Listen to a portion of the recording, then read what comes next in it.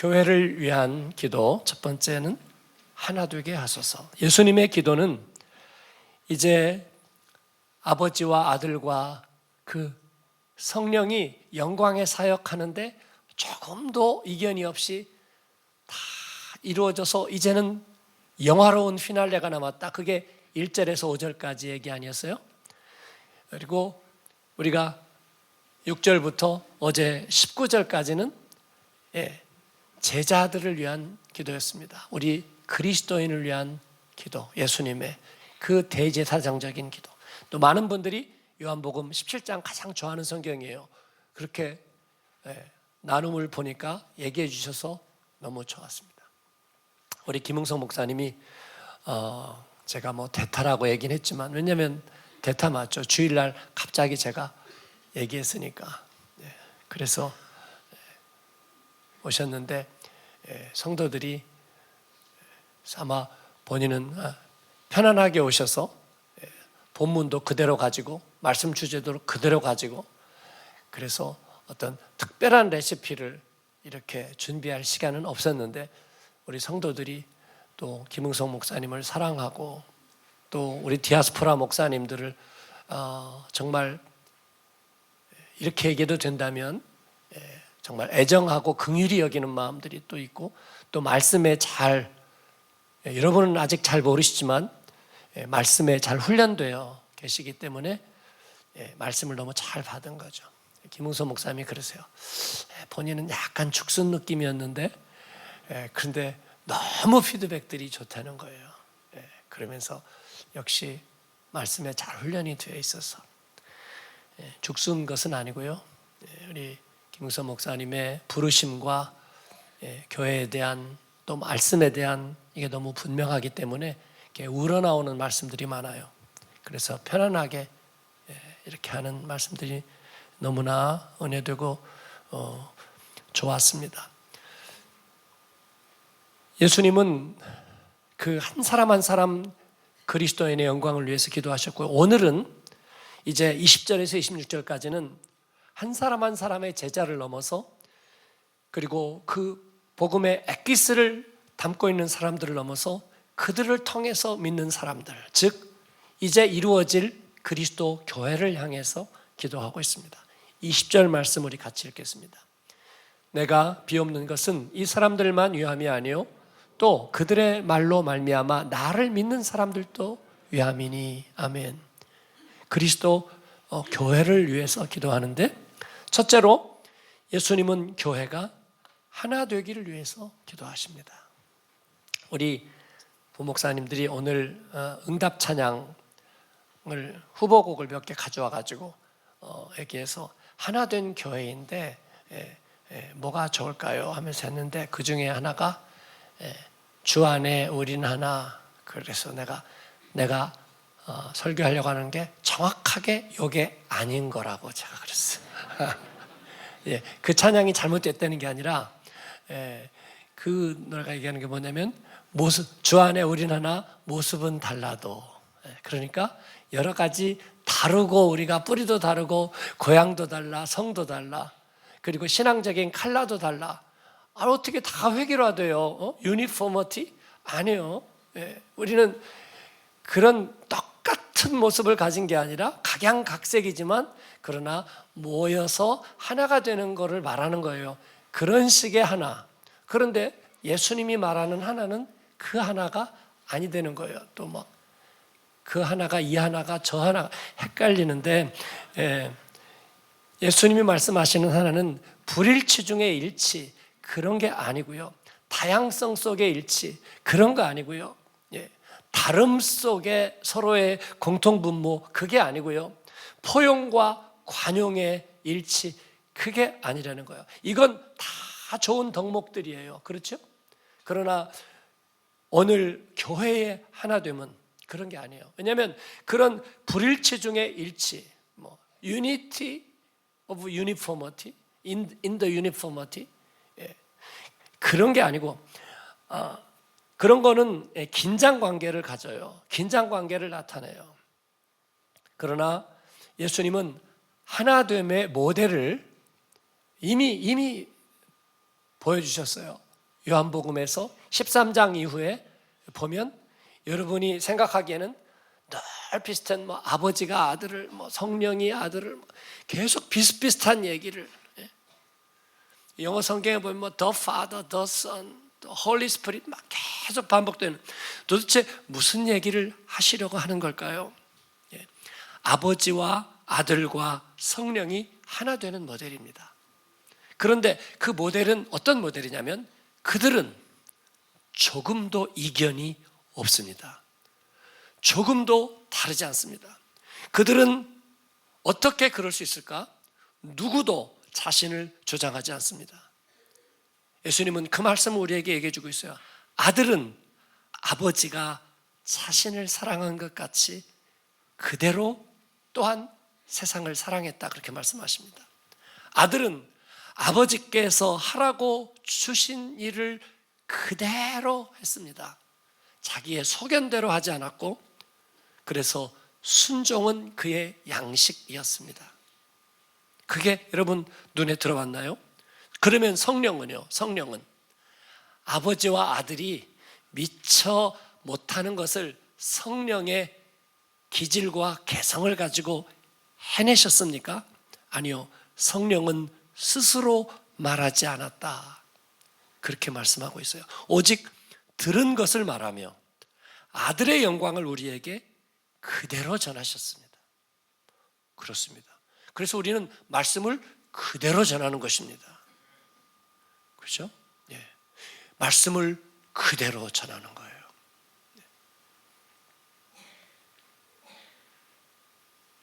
그래서 그 위대한 구원을 성부와 성자와 성령은 완벽하게 우리 안에 이루실 수 있었던 것입니다. 조금의 절차적 이견도 없는 완전한 협력입니다.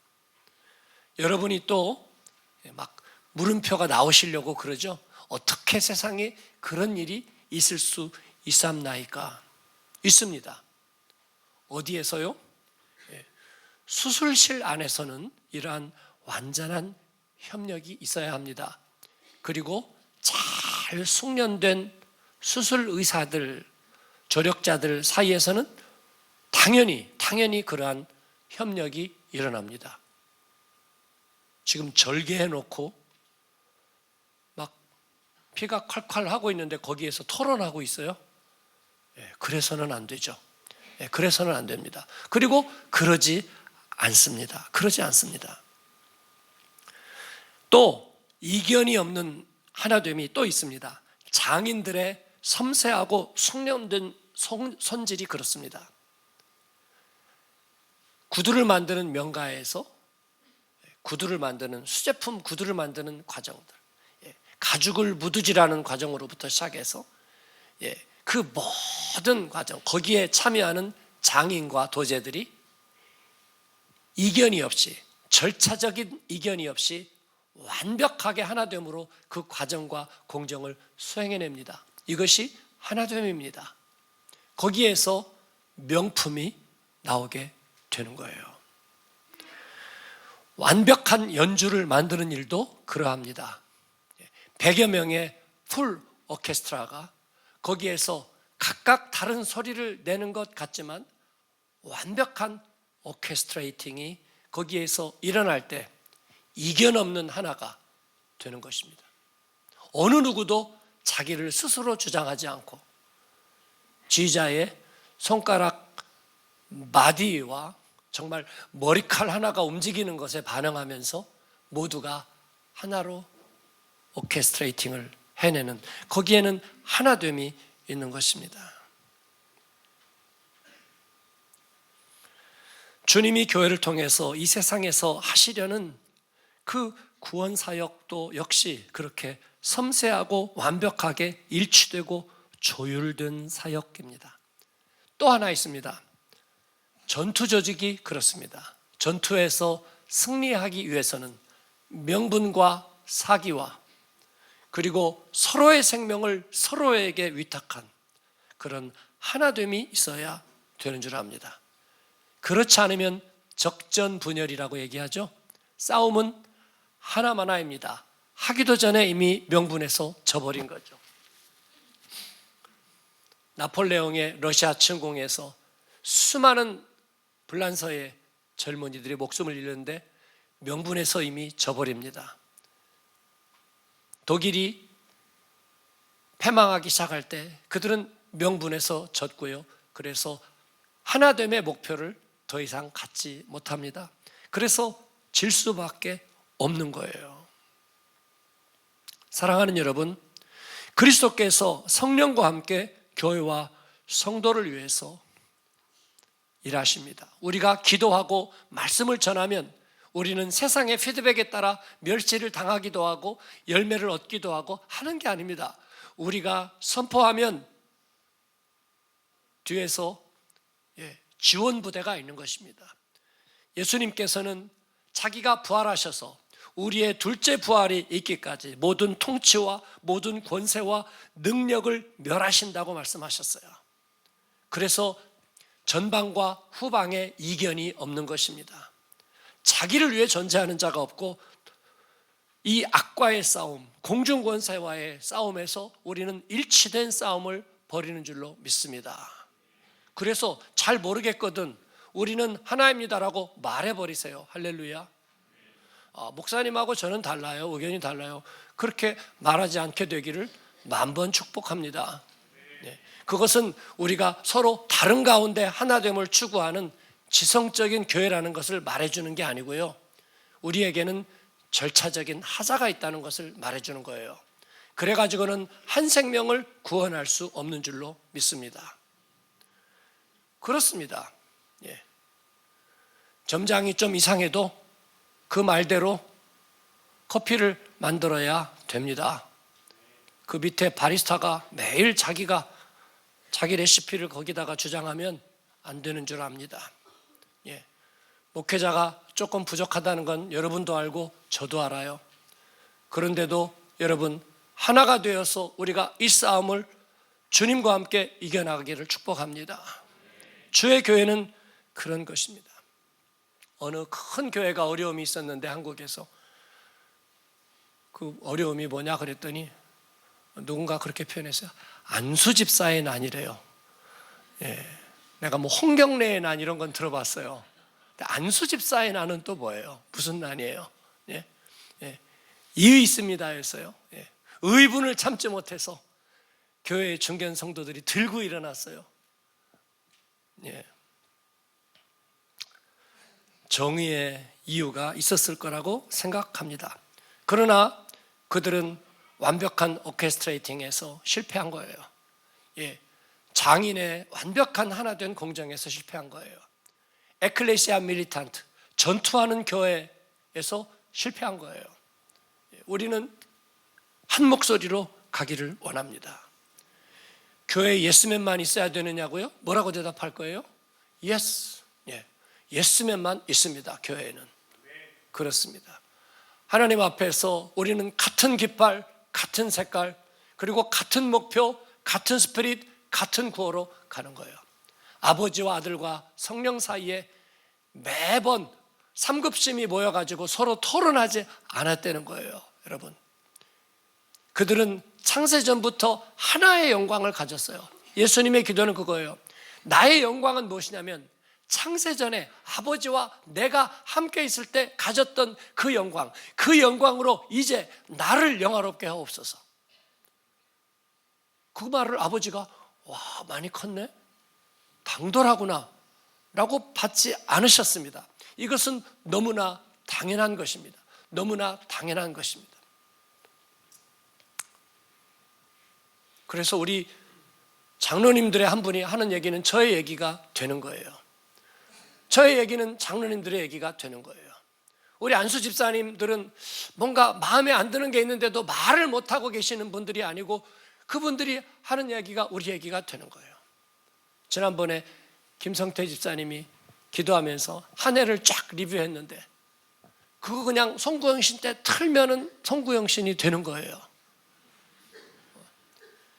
그려요, 안 그려요? 그렇죠? 네, 그렇습니다. 우리 다른 성도님들도 마찬가지예요. 제가 말씀의 나눔들을 이렇게 볼 때면 정말 너무나 아깝다. 이거 세상에 공표해야 된다. 그런 생각이 들 때가 많습니다. 왜냐하면 우리는 복음의 길에서 하나가 되기 때문인 줄로 믿습니다. 그런 하나됨을 우리는 이루고 있습니다. 아멘. 그건 그럴 수밖에 없다요. 하나 되도록 노력해 갑니다. 그 말은 틀렸어요. 그건 이미 어렵다는 얘기예요. 우리는 하나입니다. 그러니까 그냥 선포해 버리세요. 아멘. 교회는 100가지 소리가 있어요. 아니요, 100가지 소리 하나도 없고요. 우리는 하나의 소리입니다. 김웅성 목사님이 왜 교회에서는 왜 이런 거 해요 하는 사람들도 있잖아요. 제가 앉아가지고 혼자 속으로 없는데요. 그랬어요. 없는데요. 그렇습니다. 없습니다. 두 번째는 예수님의 교회를 위한 기도에는 세상이 믿음에 이르게 하소서. 그렇습니다. 교회를 통해 세상이 믿음에 이르게 되기를 기도하십니다. 당연하죠. 선교를 위해서, 복음 전하기 위해서 교회는 존재하죠. 꽃씨를 퍼뜨리지 않는다면 어떻게 꽂히겠어요? 벌이 찾아와서 꿀을 따지 않는다면 어떻게 꽂히겠어요? 우리는 예수님이 구주이심을 세상에 입으로 선포해야 되는 줄로 믿습니다. 여러분이 복음 전할 기회가 없다, 내 주변에 단마음교인이에요 라고 말하는 이야기는 틀렸습니다. 여러분, 우리는 항상 어려움이 다가올 것을 미리 준비하잖아요. 불나면 몇 번으로 전화해요? 11 뭐예요? 3? 2? 9? 뭐예요? 112? 소방서 앞에, 우리 동네 애쉬폰 소방서 알죠? 길 가다 보면 거기에다가 빨간 네온으로 크게 글씨 써놨어요. 불나면 그거 하라고. 그렇습니다. 분명히 그렇게 세상에 선포를 하는 거거든요. 예수님의 복음을 선포할 준비가 되어 있어야 될 줄 믿습니다. 예수님이 누구신지 우리가 정말 만 가지 방법으로 설명할 준비가 되어 있어야 되는 줄 압니다. 전로 역정을 해야 되기 때문에 빨리 가겠습니다. 두 번째는 선포를 통해서만 우리는 세상이 믿음에 이르도록 하는 게 아니고요, 우리 교회는 사랑의 관계를 통해서도 선교는 이루어집니다. 행복한 나눔, 서로의 사랑과 또 사귐과 축복을 통해서 교회가 구원의 몸이 되는 것을 세상이 보고 듣고 알게 됩니다. 그래서 뭔가 반항적인 성도는 자꾸 그렇게 얘기해요. 지들끼리만 잘 되고 지들끼리만 행복하는. 그러면 지들끼리 콩가루면 세상이 믿음에 이르게 되나요? 아니요. 거기에 대해서 당연히 반박합니다. 그렇습니다. 베드로는 예수님과 변화산에 올라서 예수님이 신비롭게 변형되는 모습을 보고 너무 좋아했습니다. 주님, 여기에다가 초막을 짓고 여기에서 살죠. 그런 마음이 천년만년 살고 지고, 그런 마음이 베드로의 마음에 들어오는 거예요. 그죠? 목이 좀 쉬니까 좀 더 어울리죠? 그렇습니다. 우리가 그런 마음이 드는 거예요. 밤 깊도록 동산 안에 주와 함께 있으려 하나 괴로운 세상에 할 일 많아서 날 가라 명하시네. 우리에게는 그런 마음이 있는 것입니다. 올해도 여러분 순회소 또 성도들끼리 아주 재미지게 친교하시기를 축복합니다. 거기에 머물러 있으면 물론 안 되지만 우리는 그 안에서 교회가 구원의 몸이라는 것을 세상에 알게 해야 됩니다. 그러려면 우리는 표준을 잘 유지해야 되겠습니다. 그리스도 교회의 품질과 수질을 관리해서 표준을 떨어뜨리지 않도록 유지하는 거예요. 공동체가 미성숙에 집중하지 않고 하나님 앞에 언제나 장성한 표준을 늘 사모하는 그것을 잃지 않는 거예요. 가만 보니까 큐티 일주일에 하루도 못하니까 그냥 한 달에 2번만 하기로 우리 약속해요. 모든 사람이 한 달에 2번은 할 수 있잖아요. 그러면 한 번도 간신히 하게 될 줄로 믿습니다. 그래요. 순장님이 나눔 길게 하는 것 때문에 나는 속이 상해서 못하겠어요. 그래가지고 주기도문만 써요. 하나님 안녕. 왜냐하면 성도들이 부담스러워하니까, 내가 길게 나눔하는 것을 부담스러워하니까, 깨달음과 결단을 7가지씩 쓰니까, 제 아내 얘기를 하는 게 아니고 어쨌든 그렇게 쓰니까 가족들이 부담스러워. 그래서 안 하기로 했어요. 깨달음과 결단 그딴 게 뭐가 중요해. 그러니까 그냥 오늘 또 예수님 은혜 안에 잘 살게요 라고만 써버렸어요. 그게 표준을 떨어뜨리는 거예요. 그래가지고 여러분 절망의 늪을 건널 수 있을까요? 못 건넌다는 거예요. 못 건넌다는 거예요. 네? 그냥 멸망의 도시를 시작하자마자 다시 뒤돌아가야 돼요. 왜냐하면 자괴감에 빠져서요. 표준을 유지해야 됩니다.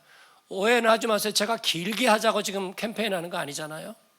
표준을 떨어뜨리지 말자. 행복한 모델로서의 앞서 달리는 사람이 길을 중단하면 안 됩니다. 공동체가 미성숙에 집중하면 하나님의 말씀이 힘을 잃고 기회를 갖지 못합니다.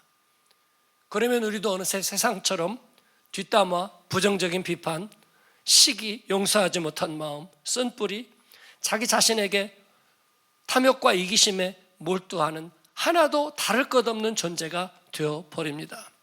아니요, 우리는 그런 존재가 아니라 어제 말씀드린 것처럼 우리는 영생의 퍼센트를 채워가고 있습니다. 첩보 영화 보면 어떻게 해요? 시간도 없는데 USB 착 꽂으니까 이체가 이렇게 쭉 퍼센트가 올라가죠. 우리는 보면서 그게 뭔지도 모르면서 야 빨리 100% 되라 100% 되라 막 밖에서 막 총소리 들리고 막 발걸음 소리 들어오는데 그런 거 자주 보지 마세요. 저 다 어릴 때 본 거예요. 어릴 때 본 거. 근데 막 100%가 가니까 막 빨리 100% 되라 100% 되라. 우리는 그 가운데 있는 거예요. 그래서 우리는 빨리 100%를 채워야 되잖아요. 저는 저절로 채워질 줄 알아요. 정말 나이브한 미안한 얘기를 하면 제가 그래도 목사하고 복음자라고 저절로 채울 줄 아는데 60대 넘어가는데 덜 채워진 것 같아요. 이러다가 끝날 수도 있겠다는 생각이 들어요. 그렇잖아요. 제가 혼자 선교지든지 어디 한국이든지 혼자 가 있으면요, 제가 호흡곤란 한번 경험해 보니까 이거 그냥 혼자서 조용하게 부름받을 수도 있겠다 그런 생각이 들어요. 그런데 내가 다 채워지지 못하면 어떡하지? 확신이 채워지지 못한다면. 그래서 이 영생의 퍼센테이지를 채워야 되는구나. 제가 그 위기의식을 더 느끼는 거예요. 그래서 우리가 말씀에 헌신하자 그런 거예요. 예수님 나에게 혼자 있는 외로운 밤에 그리고 질병으로 인해서 고통스러운 밤에 하나님 내 영생의 퍼센트를 채워주옵소서. 여러분 그런 간구가 있기를 바랍니다. 우리는 순례의 길을 가고 있는 거예요. 표준을 낮추지 마세요. 세 번째는 그리스도의 영광에 이르게 하소서. 예수님은 교회가 자신의 영광을 볼 수 있을 만큼 완전하게 되기를 기도하고 있습니다. 이게 그리스도의 영광에 이르게 되기를 바라는 거예요. 교회 입장에서 본다면 그 영광은 성육신의 영광이었습니다. 십자가의 영광이었습니다. 그리고 부활의 영광이었습니다. 사도 요한은 반모섬에서 거기에서 더 나아가서 하나님 보좌의 영광을 우리에게 미리 얘기해 주고 있습니다. 요한은 그 영광을 보았다고 말해요. 요한복음 1장 14절에서 우리가 그 영광을 보니 아버지의 독생자의 영광이 은혜와 진리가 충만하더라. 고린도후서 3장 18절에서 바울 사도는 뭐라고 그래요? 우리가 어떤 영광을 보게 될 거라고요? 같이 읽습니다. 우리가 다 수건을 벗은 얼굴로 거울을 보는 것 같이 주의 영광을 보매 그와 같은 형상으로 변화의 영광이 성광에 이르니 곧 주의 영으로 말미암음이니라. 아멘. 모세가 시내산에서 하나님의 영광에 눈부셔서 다 수건을 써야 됐잖아요. 그가 하나님의 영광을 보고 나니까 얼굴이 광채가 나서 그래서 사람들이 다 수건을 써야 됐습니다. 그러나 우리가 그날에는 수건을 벗은 얼굴로 거울을 보는 것 같이, 더 나아가면 얼굴과 얼굴을 마주 보는 것 같이 주의 영광을 볼 것이라 그런 것입니다. 예수님은 17장 5절에서 말씀하신 대로 아버지여 창세전에 내가 아버지와 함께 가졌던 그 영화, 그 영광을 이제 나타내소서. 다운로드 100%를 이루어 주소서. 주의 교회가 그리스도의 영광을 보게 하소서라고 부탁했으니까 우리도 그렇게 기도해야 되는 것이 마땅한 줄로 믿습니다. 예, 그냥 어떻게 믿다가 여기까지 하다가 그냥 가는 거예요. 그렇게 말하지 않게 되기를 바랍니다. 끝까지 100%를 채우고 우리가 하나님 앞에 갈 때는 담대하게 주님 앞에 가게 되기를 바랍니다. 아멘. 아버지의 사랑을 받는 기쁨을 아들과 함께 누리는 교회, 죽음을 이기고 승리의 영광을 누릴 때 그 영광을 함께 보게 될 영광의 최종적인 완성을 아는 교회가 우리의 교회인 줄로 믿습니다. 그러기 위해서 우리는 끝까지 가야 합니다. 그래서 철로역정 2화를 말씀드리는데 시간이 많이 갔네요. 10분만 짧게 얘기할 수밖에 없겠는데요. 철로역정 어제 좁은 문까지 했죠. 크리스찬이 기독자가 이천성 목사님은 이 바이브레이션이 많은 목사님인데 이 구술을 잘 하시는 분이었어요. 그래서 크리스찬은 번역해서 기독자라고. 기독자는 오늘도 좁은 문을 향해서 떠나갑니다. 장망성을 향해서 떠나서 천성을 향해서. 어쨌든 좁은 문에 크리스찬은 드디어 도착했습니다. 문에는 문을 두드리라 그리하면 너에게 열릴 것이니 마태복음 7장 7절에 글씨가 써 있는데 두드렸습니다. 저는 멸망의 도시를 떠나서 하나님의 은혜가 너무나 귀해서 이 무거운 짐을 벗고 심판의 두려움을 이기고 천성에 가기 위해서 여기까지 왔으니 제발 저에게 문을 열어주세요. 문을 두드리니까 문이 열렸습니다. 그리고 누가 나왔냐면 안내자가 나오는데 그 사람의 이름은 굿윌, 선의라는 이름의 남자가 나와서 어떤 일입니까? 그래서 제가요 멸망의 도시에서 나와서 다가올 진노를 피하고 시온산으로 가는 길이에요. 그랬더니 환영합니다. 어서 오세요. 들어오니까 이제는 안전하고 거기는 이제 모든 게 다 잘 될 줄 알고 이렇게 가고 있었더니 갑자기 이 안내자가 갑자기 어깨를 잡아가지고 피하세요. 그러면서 이렇게 하는 거예요. 보니까 불화살이 슉 지나가는 거예요. 와, 여기 무서운 데네. 그랬더니 바알세불이 가끔 질투해서 화살을 쏘는데 맞지 않도록 깨어 있어야 합니다. 그렇군요. 그랬더니 선인은 크리스찬에게 그동안에 무슨 얘기가 어떤 일이 있었느냐고 물어봐요. 오면서 무슨 다른 일은 없어요. 그래서 고집과 변덕 얘기를 했더니 혀를 찹니다. 세속 현자 얘기를 했더니 눈이 커지면서 깜짝 놀랍니다. 정말 큰일 날 뻔 알았군요. 잘 오셨습니다. 여기에 오면 우리는 아무도 문 밖으로 쫓아내지 않습니다. 단지 이 문으로 들어오지 않고 이렇게 담 넘어 들어오는 사람들인데 다 절도요 강도입니다. 그렇군요. 그랬더니 이제 그러면 이 길을 어떻게 잃어버리지 않고 갈 수 있나요? 좁은 길 구별법. 그랬더니 이 선인은 너무 쉽게 얘기해 줍니다. 이 좁은 길은 좁지만 그러나 특징이 있다면 아주 똑바로 곧은 길입니다. 다른 길은 넓든지 어쨌든지 다 휘어진 길입니다. 그래서 휘어진 길은 가지 마세요. 그건 사망으로 가는 길이고 생명으로 가는 길은 좁지만 곧은 길입니다. 너무 쉽네요. 그러면 제 짐은 어떻게 하면 벗을 수 있을까요? 그 짐은 때가 되면 저절로 당신이 가야 될 자리에 가면 저절로 벗겨질 겁니다. 그렇군요. 선인은 그를 앞으로 이제 순례길을 가는데 당신이 여러 가지 일들을 겪을 텐데 당신이 인포메이션에 가서 가이드를 받아야 됩니다. 그게 투어리스트 센트룸이 아니고 해석자의 집, House of Interpreter, 해석자의 집이라는 것이 있어요. 거기 가서 순례길 가이드를 받으세요. 그래서 해석자의 집에 그 길을 가다가 도착했습니다. 그랬더니 해석자는 이 크리스찬을 환영하고 맞아들이더니 한 비밀의 방으로 안내합니다. 거기에는 존귀한 초상화가 있었어요. 손에는 귀한 책, 성경책이 들려있고 눈은 하늘을 향하고 있는데 세상과는 거리를 두고 세상은 등 뒤에 있었습니다.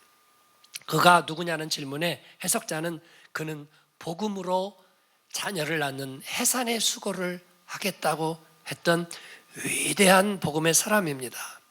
세상 것은 등 뒤로 하고 오직 영광의 상을 받으려고 하나님만을 섬기기로 작정한 좋은 모델입니다. 그가 당신이 길을 가다가 어려울 때 분명히 바른 길을 안내하는 모델이 될 것이니 잘 기억해 놓으라고 합니다. 누구겠어요? 네? 그냥 듣기만 하시는 거예요? 네. 협업이 있어야지. 혹시 바울 아닐까요? 그죠? 안 써 있어요. 네, 저는 바울이라고 생각하죠. 또 다른 방을 가니까 인간의 마음을 보여주는 그런 모습이 있었어요. 퍼포먼스가 있는 거예요. 먼지가 많은 방인데 그래서 청소를 하려고 누가 와서 빗자루질을 하니까 아주 먼지가 천지에 날리면서 그냥 오히려 더 먼지가 막 숨을 못 쉴 정도예요. 그의 이름은 율법이었습니다. 그랬더니 어떤 한 소녀가 나와가지고 어떻게 하냐면 물을 쫙 저리에다가 뿌리는 거예요. 그러니까 먼지가 쫙 가라앉아가지고 그거를 싹싹싹싹싹 쓰니까 먼지는 딱 사라지고 떠도는 먼지는 사라지고 바닥에 있는 먼지를 한 번에 쫙 썰어들어요. 그 소녀의 이름은 복음이었어요. 율법은 우리의 마음속에 오히려 더 그 죄를 부풀리고 더 심란하게 만들고, 그러나 복음은 그 죄의 모든 어려움을 쓸어낸다. 아, 그렇군요. 또 다른 방에 갔더니 두 아이가 있는데 하나의 이름은 정욕이에요. 그 아이는 자기에게 주어진 거는 금방 다 써버리고 탕진해서 늘 누더기옷만 남아있는 그런 애. 그 동생은 인내예요. 그래서 차분히 내일을 기다리면서 영원한 보화를 사모하고 있는 우리의 마음의 두 모습을 나타내 주는 거예요. 여러분, 인내가 하나님께서 축복하시는 것인 줄 믿습니다. 또 다른 방에 가니까 꺼지지 않는 벽난로가 있어요. 그래서 벽난로가 타오르는데, 불이 계속 타오르는데 거기에다가 누가 불을 끄려고 물을 계속 붓고 있습니다. 그런데 불이 꺼져야 되는데 꺼지지 않고 더 타오릅니다. 크리스찬이 놀라서 물어요. 이 불이 왜 안 꺼지는 거죠? 그랬더니 해석자가 웃으면서 말합니다. 이 벽난로는 우리 심령의 은혜의 역사를 말해주는 거예요. 그리고 불을 끄려는 사람은 마귀예요. 그런데 마귀가 불을 끄려고 물을 붓는데 왜 안 꺼지죠? 그랬더니 벽 뒤로 데리고 가서 이제 막 무대의 뒤편을 보여주는 거예요. 그랬더니 거기에는 기름통을 들고 있는 사람이 마귀가 불을 부을 때마다 거기다가 기름을 붓는 거예요. 그러니까 물을 붓는다고 기름을 붓는데 꺼지겠어요? 불이 더 잘 타는 거예요.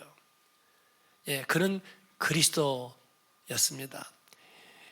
마귀의 공작으로 우리가 시험을 받는 동안에도 우리는 안 보이니까 모르지만 그리스도께서 기름을 부으시고 계시다는 사실을 알려주고 있습니다.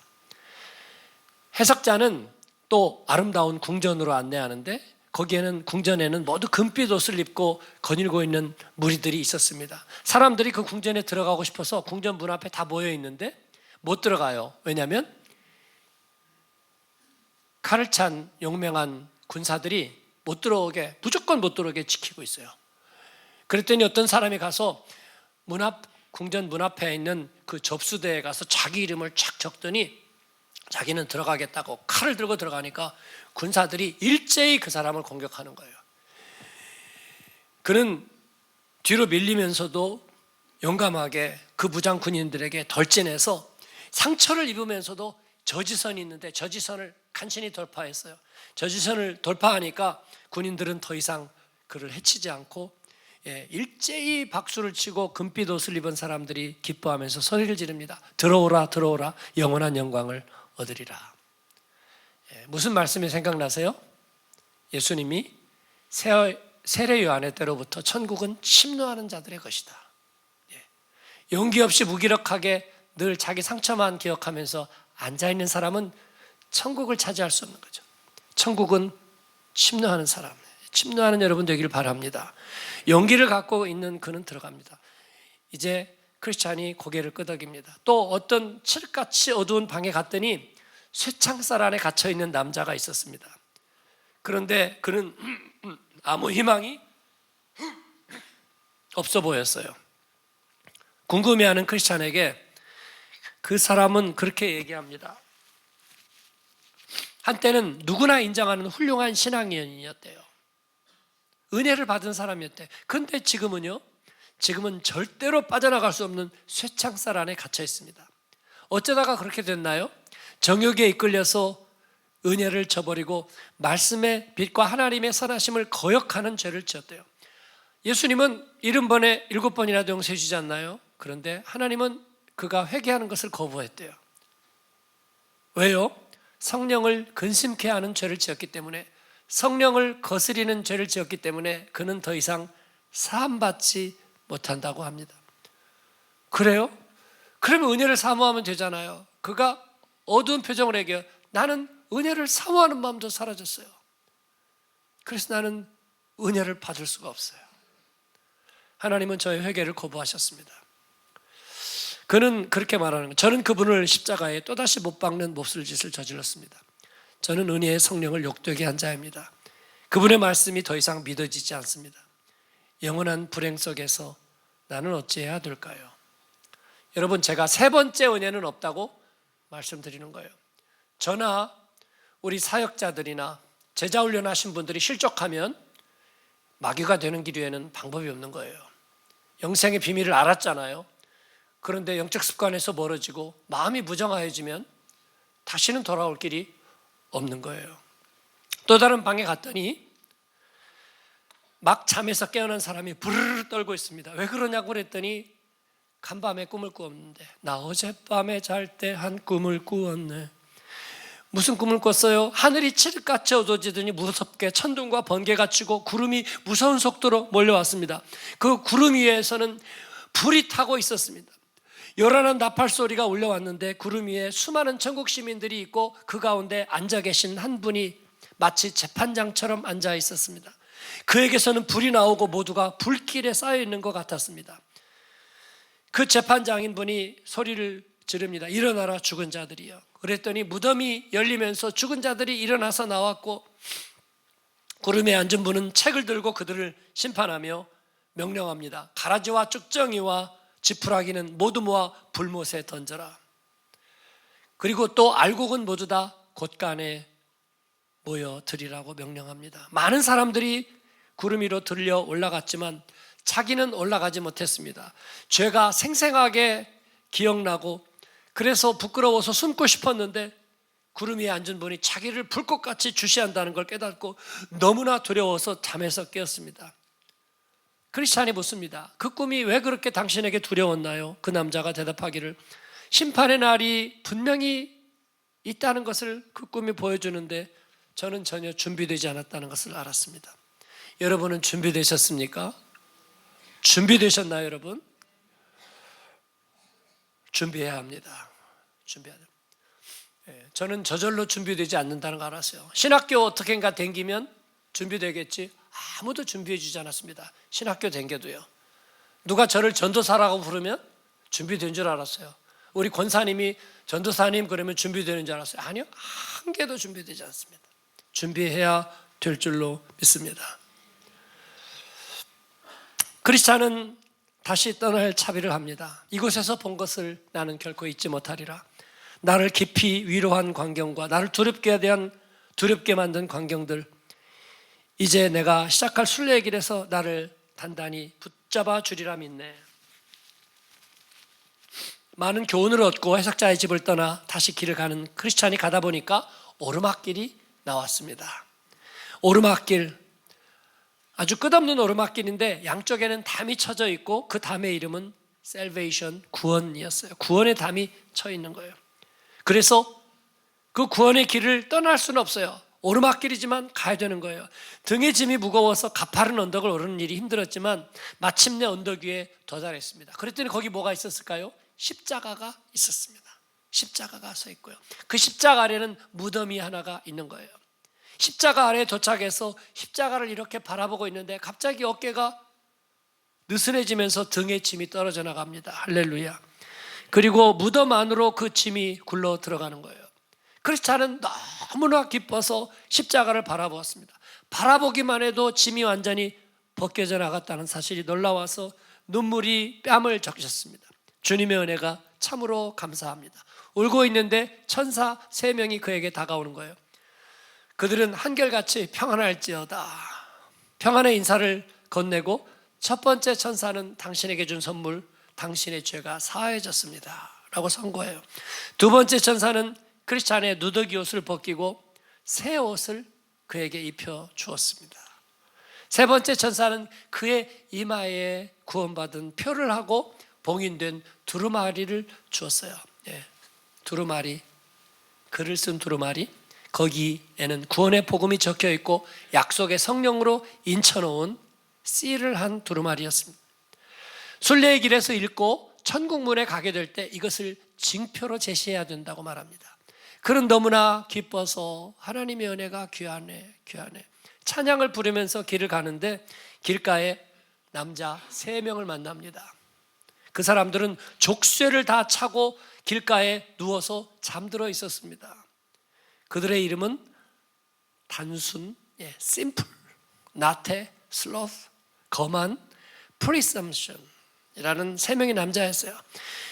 이 크리스찬은 그들을 깨워서 아니 이렇게 험한 산중에서 족쇄를 차고 있는데 그냥 잠을 자면 사자의 공격을 어떻게 피할 거냐고 물었더니 단순이는 뭐라고 대답하냐면 뭐가 위험하다 그래.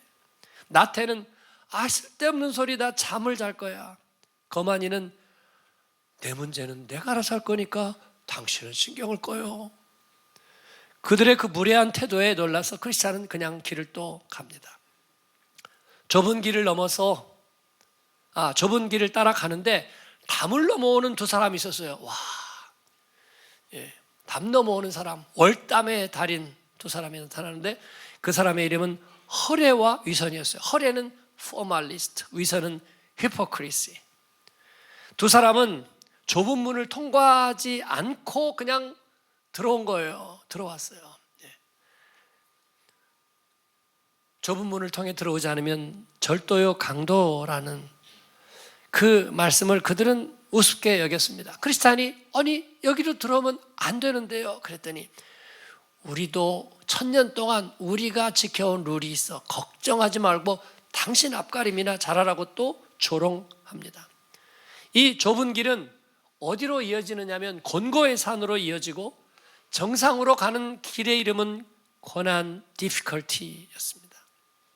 그런데 다른 길도 있었어요. 조금 편해 보이는 휘어져 있는 다른 길도 있었어요.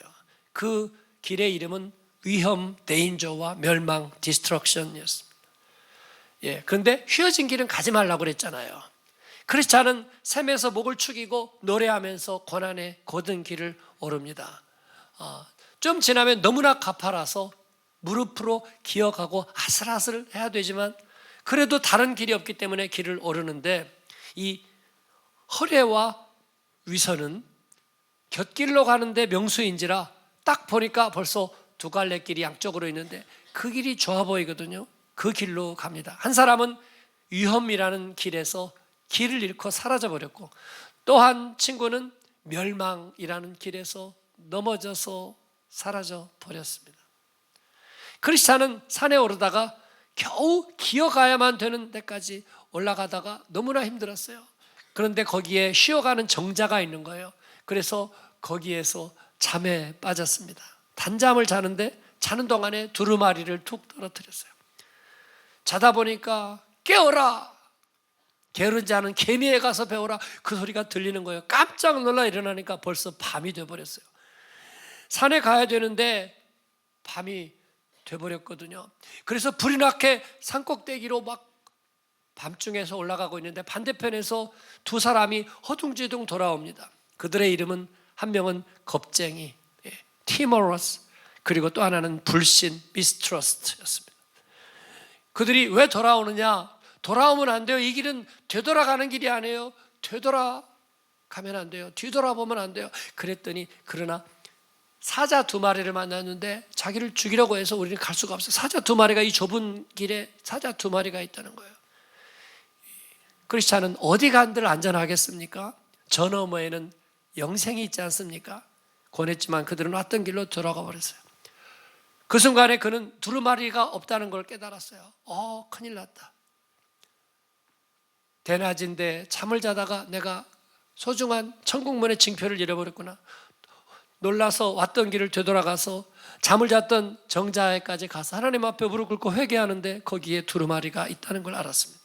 광야의 이스라엘처럼 먼 길을 돌아야 했구나. 자신을 돌아보면서 다시 두루마리를 가지고 이제 밤길을 따라서 산을 오르는데 산의 정상쯤에 아름다운 저택이 보였습니다. 와, 저택이 있구나. 그 이름은 아름다움이었어요.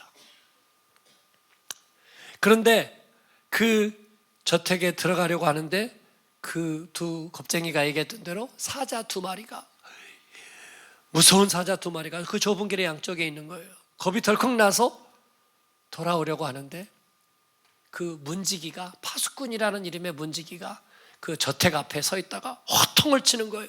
당신은 왜 용기가 없습니까? 사자들은 사슬에 묶여 있으니까 가운데로만 가면 될 거라고. 가운데로만 가면 될까요? 묶여 있지만. 그러면서 사자들은 당신이 믿음이 있는지를 시험해 보려고 거기 있는 것입니다. 지나가 보세요. 으르렁거리는 사자들 사이를 지나가는데 과연 사자들은 털끝도 건드리지 않았습니다. 아름다운 저택에 들어가니까 문지기는 아름다운 아가씨 한 사람을 불러왔어요. 그녀의 이름은 분별 디스크리션이었어요. 크리스찬의 이야기를 듣고 당신은 어떻게 왔나요? 간증을 했더니 그 아가씨가 눈에 눈물이 이렇게 고이는 거예요. 그러면서 나의 자매들을 소개하겠습니다. 다른 3명의 자매를 데려오는데 한 명의 이름은 경건, PT, 또 한 명은 신중, 프루던스, 또 한 명은 자비, 체러티였습니다. 그녀들은 주님께 축복받은 분이여 어서 오세요. 이 집은 이 산의 주인께서 형제 같은 순례자를 위해서 지으신 집이랍니다.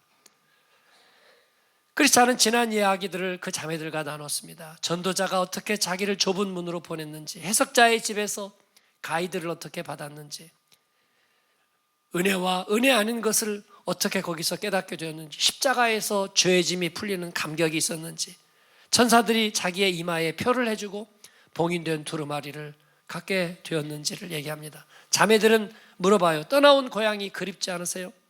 그리고 가족들을 두고 온 것이 후회가 되지 않으세요?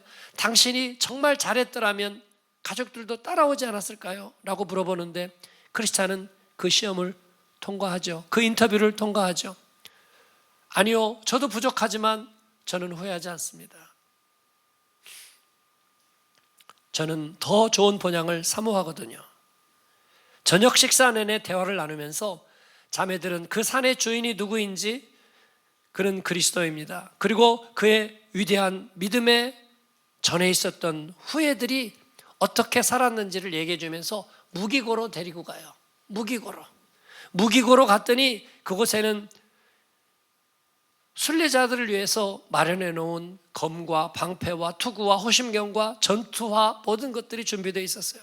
그 중에는 놀랍게도 모세의 지팡이도 보이고 기드온의 나팔과 횃불도 보이고 삼손의 나귀 턱뼈도 보이고 다윗의 물맷돌도 거기에 있었습니다. 와, 경매에 나가면 엄청난 돈이 되겠죠. 그녀들은 크리스찬을 하나님의 전신갑주로 완전히 무장시켰습니다. 그리고 이제 겸손의 골짜기로 내려가세요. 거기에는 또 하나의 사망의 음침한 골짜기가 기다리고 있을 거예요. 그래서 크리스찬은 안녕, 오로바, 추스 하고 아우피더젠 다시 길을 떠납니다. 끝. 여기까지입니다. 여러분, 순례의 길을, 우리 인생의 순례의 길을 설계하신 분은 하나님이십니다. 이 코스를 설계하신 분은 하나님이세요. 절망의 늪과 사망의 골짜기를 허용하시는 하나님은 의로우십니다. 합당하십니다. 올해도 우리가 지나면서 여러 가지 눈물의 골짜기를 지나야 될 테지만 그렇게 인도하시는 하나님은 합당하고 의로우십니다. 그 길에서 곧은 길을 가고 뒤돌아보지 않고 더 나은 본향을 찾아가는 우리들은 주 안에서 하나입니다. 이 이야기를 통해서 우리가 느끼는 것은 뭐냐면 그들 모두가 다른 모습을 가지고 다른 자리에 있었지만 그들은 다 하나라는 거예요. 그들은 다 순방향 인생이고 다른 길은 찾지 않아요. 우리는 복음의 두루마리를 품에 안고 천국을 침노해가는 용기 있는 순례자입니다. 할렐루야. 말씀에 헌신합시다. 복음의 커맨드를 따릅시다. 하나님의 그리스도의 은혜 안에서 성장합시다. 아멘. 우리 응답 참성 생략하겠고요. 시간이 가서 우리 한번 같이 기도하겠습니다. 응답하면서 기도하겠습니다. 하나님, 좁은 문으로 들어가겠습니다. 양의 문으로 들어가겠습니다. 하나님의 성령의 인도하심을 받겠습니다. 그분은 굿윌, 선한 의도를 가지고 계십니다. 하나님, 우리의 인생의 여러 가지 어려움들을 우리 성령께서는 해석해 주시고 또 우리에게 십자가에 우리의 짐을 벗겨주시고 우리에게 이마에 표해 주시고 우리에게 말씀의 검을 들려주시고 하나님의 전신갑주로 입혀주시는 줄로 믿습니다. 목마르고 힘들 때 하나님께서는 우리에게 피할 길을 내시고 하나님의 선한 인도하심을 주시는 줄로 믿습니다. 하나님, 나는 그 주님과 함께 동행하겠습니다. 나는 변함없는 순례의 길을 가겠습니다. 떠나온 곳을 생각하였더라면 돌아갈 기회가 있었으려니와 그러나 우리는 더 나은 본향을 사모합니다. 하나님, 뒤돌아보지 않게 도와주시고 예수 믿고 따라간 지 10년 됐다고 지치지 않게 하여 주시고 20년 됐다고 물렸다고 얘기하지 않게 도와주시고 변함없는 열정으로 주님과 동행하게 도와주옵소서. 같이 입술을 열어 응답하며 기도하겠습니다. 살아계신 아버지, 감사합니다.